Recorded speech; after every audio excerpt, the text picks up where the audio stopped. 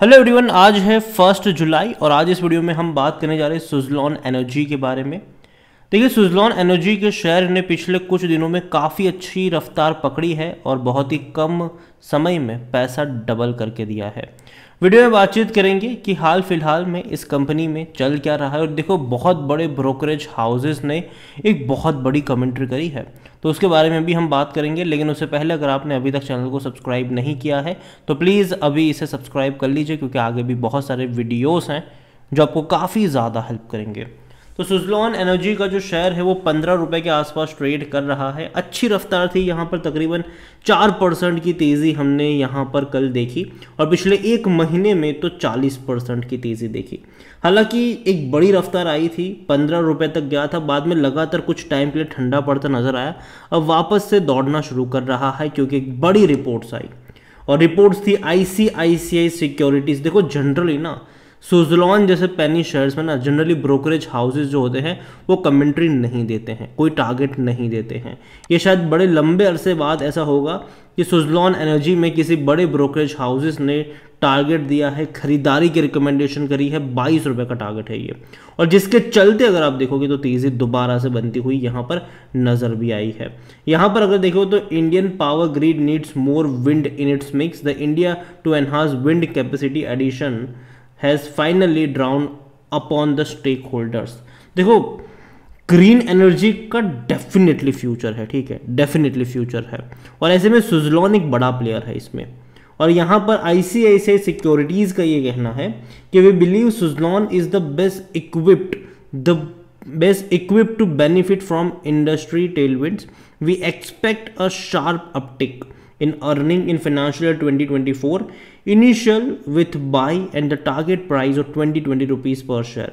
तो 22 रुपये का टारगेट इन्होंने यहाँ पर दिया है। यहाँ पर अगेन कह दूँ कि बड़े ब्रोकरेज हाउस ने टारगेट दिया जो होता है वो ऐसा नहीं कि 1-2 महीने में अचीव होगा, जनरली वो टारगेट 1 साल का देते हैं। यहाँ पर अगर आप देखोगे तो 42% का ग्रोथ इसने दिखाया है। अगर मैं इसके लोअर प्राइस से कंपेयर करूं जो कि 7 रुपये का था, उससे कंपेयर करूं तो भैया पैसा डबल से भी ज़्यादा इसने बनाकर दे दिया है। बड़ी रफ्तार कह सकते हैं कि देखने को मिली है पिछले कुछ टाइम में। 8 रुपये का शेयर था ये 16 मई को 8 रुपये का ये शेयर था, और 45 दिन के अंदर ऑलमोस्ट इसने पैसा डबल कर दिया आपका। तो तेज़ी तो है भैया, ठीक है। लेकिन एक चीज़ याद रखिए कि इसका जो ग्राफ होगा वो आपको ऐसे ही देखने को मिलेगा कि एक बड़ी रफ्तार दिखाएगा, बाद में करेक्शन भी दिखाएगा, बाद में फिर बड़ी तेज़ी दिखने को मिलेगी, फिर बड़ा करेक्शन देखने को मिलेगा, फिर बड़ी तेज़ी आई है, कुछ टाइम के लिए नीचे की तरफ जाएगा। एक्चुअली में देखो, ये और नीचे की तरफ जाने ही वाला था, लेकिन जैसे ही आईसीआईसीआई सिक्योरिटीज़ की ये कमेंट्री आई, इसने और ज़्यादा यहाँ पर जोश भर दिया। हो सकता है कि अभी 2-3 दिन और तेज़ी देखने को मिल जाए और शेयर आपको 16-17 के आसपास ट्रेड करता नज़र आ जाए, लेकिन बाद में फिर से ये थोड़ी बहुत डुबकी लगाएगा और 12-13 की रेंज में आपको ट्रेड करता नज़र आएगा, फिर तैयार होगा, फिर तेज़ी दिखाएगा, 15, 16, 17 के आसपास आएगा, फिर वापस थोड़ा बहुत नीचे आएगा। तो ये आपको देखने को यहाँ पर मिल सकता है।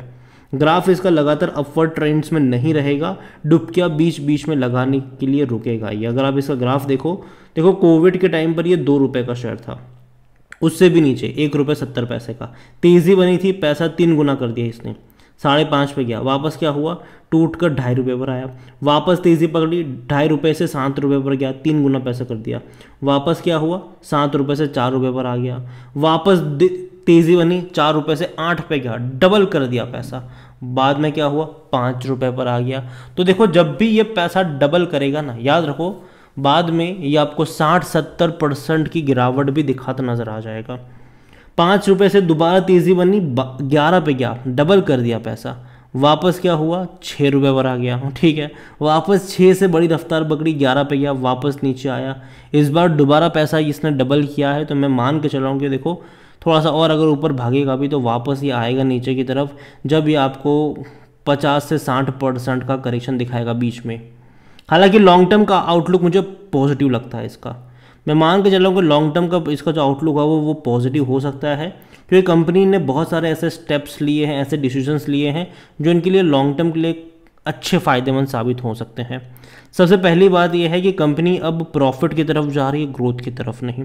पहले क्या था कि कंपनी को भैया ग्रोथ चाहिए था, तो यहाँ वहाँ जितने भी प्रोजेक्ट आते थे हर जगह बिड करते थे और उस प्रोजेक्ट को कंप्लीट करने के लिए लोन उठाया जाता था, प्रोजेक्ट कंप्लीट करते थे, बाद में लोन का पैसा, बाद में जो प्रोजेक्ट कंप्लीशन का जो पैसा है वो कब मिला कब नहीं, टाइम लगता था उन सारी चीज़ों में। अभी कंपनी वो नहीं कर रही, अभी इस कंपनी हर जगह बिड नहीं कर रही है, कंपनी अब वहीं पर बिड कर रही है जहाँ पर इनको अच्छे मार्जिन्स मिल रहे हैं। और ये बहुत अच्छी बात है कि अच्छे मार्जिन मिल रहे हैं, अगर वहाँ पर ये बिड करेंगे तो इनका जो प्रॉफिट मार्जिन होगा वो अच्छा खासा निकलेगा इनका, और कंपनी को इतने सारे वर्किंग कैपिटल की ज़रूरत भी नहीं पड़ेगी। तो कहीं ना कहीं कंपनी का ये जो डिसीजन है कि भैया कंपनी अब प्रॉफिटेबल की तरफ जा रही है, मेरे हिसाब से ये एक अच्छा डिसीजन है, जिसके चलते अभी अगर आप देखो तो चीज़ें बदलती हुई नज़र आ रही है। और देखो आने वाले दौर में जो कहीं ना कहीं ग्रीन एनर्जी है वो रहेगी फोकस में। यहाँ पर अगर कंपनी के बारे में अगर आप बात करो तो मार्केट कैप इसका 19,000 करोड़ का है, पी इसका देखेंगे तो 6 का है, जो कि एवरेज इंडस्ट्री पी से कम ही है, सस्ता कह सकते हो आप इसको। हालांकि पिछले 3 साल में उतना अच्छा परफॉर्म नहीं किया था, लेकिन फिर भी इसने परफॉर्म तो किया है, अच्छा ही परफॉर्म किया है। हालांकि देखा जाए कंपनी में तो डिविडेंड भूल जाओ कि वो आपको पे कर रहा है। और देखो रेवेन्यू में कमी आई है, बहुत ज़्यादा कमी आई है। जो पहले रेवेन्यू क्वार्टरली 2,400-2,500 करोड़ हुआ करता था वो घट के 1,300 से 1,400 करोड़ हो गया है।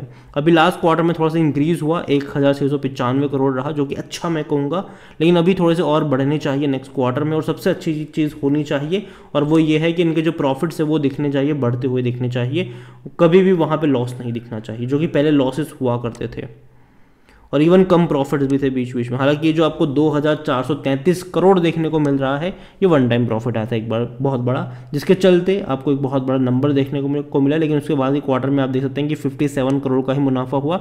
अभी नेक्स्ट क्वार्टर देखना होगा जून का कि कैसे नंबर्स इनके आते हैं। एक्सपेक्टेड बहुत ज़्यादा है कि अच्छे नंबर आने चाहिए, क्योंकि देखो पैसा डबल हो चुका है, ठीक है, तो एक्सपेक्टेशन भी उस तरीके की होनी चाहिए इनसे, ठीक है। अब इनसे भैया प्रॉफिट वाइज, नंबर्स वाइज जो इनके रेवेन्यू प्रॉफिट की एक्सपेक्टेशन है कि अगर इतने अच्छे रिपोर्ट नहीं करेंगे तो दिक्कत होगी इन्हें।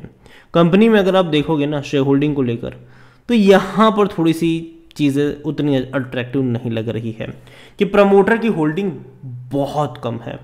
14.50% की होल्डिंग है प्रमोटर की। अच्छी बात चलो ये है कि पहले 100% होल्डिंग गिरवी थी, अभी 80.77% होल्डिंग गिरवी है। आने वाले दौर में उम्मीद करेंगे कि प्रमोटर अपनी होल्डिंग जो ज़्यादा गिरवी है उसको कम करे और इवन थोड़ी होल्डिंग अपनी बढ़ा भी दे। यहाँ पर पब्लिक के पास 72.30% की होल्डिंग है, 6.60% एफआईएल्स के पास है और 6.59% टोटल डीआईएल्स के पास है, जिनमें से म्यूचुअल फंड्स के पास बहुत कम क्वांटिटी है, सिर्फ 0.08।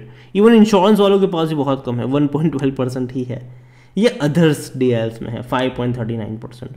देखिए ओवरऑल सुज़लॉन को लेकर मैं एक ही चीज़ कहूँगा कि कंपनी में डेफिनेटली टर्न अराउंड देखने को मिल रहा है, जो कि अच्छा टर्न अराउंड है, ठीक है, अच्छा टर्न अराउंड है डेफिनेटली।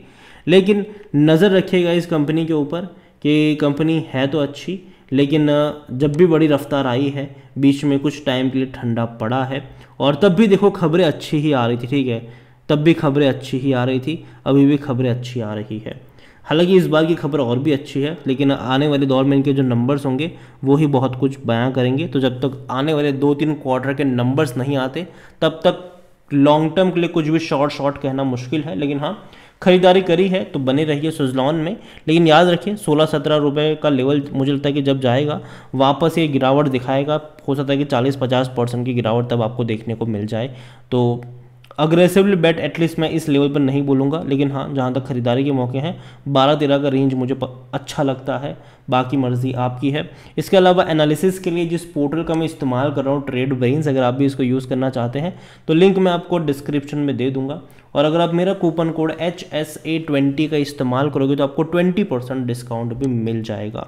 कई सारे बेहतरीन फीचर्स है इस प्लेटफॉर्म पर, जहां पर आप एक क्लिक में फंडामेंटली स्ट्रॉन्ग पेनी स्टॉक को ढूंढ सकते हैं, अच्छा डिविडेंड पे करने वाली कंपनी ढूंढ सकते हैं। इतना ही नहीं, जो बड़े बड़े इन्वेस्टर्स हैं वो क्या खरीद रहे हैं उनका पूरा पोर्टफोलियो तक आप चेकआउट कर सकते हैं, और काफ़ी शेयर्स आपको ऐसे मिलेंगे जिसका नाम भी आपने सुना नहीं होगा। तो जाइए चेक करिए, लिंक डिस्क्रिप्शन में है, और मेरा कूपन कोड यूज़ करिए। वीडियो को यहीं पे एंड करूँगा, पसंद आया हो तो लाइक करो, शेयर करें, चैनल पर अगर पहले बार हैं तो प्लीज़ सब्सक्राइब करें, और सुज़लॉन एनर्जी के बारे में आप क्या सोचते हैं वो भी आप मुझे कमेंट में लिख के बता सकते हैं। Thank you.